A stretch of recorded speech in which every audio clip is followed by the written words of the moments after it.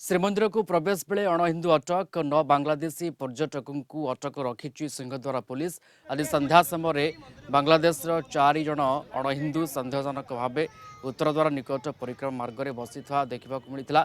से पचराउचरा करने पर 5 जन सहयोगी मंदिर को जाइथिबा कहिथिले। सेमानक मध्यरे जड़े हिंदू और 4 जन अणहिंदू बोली सूचना मिलता। पर सेमानकु सिंहद्वार पुलिस अटक रखिथिबा जଣାपड़ी।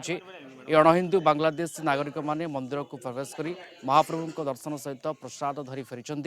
तेबे श्रीमंदिर को बारंबार अणहिंदू प्रवेश निश्चित भाव श्रीमंदिर सुरक्षा उपरे प्रश्नवाची सृष्टि करिछि।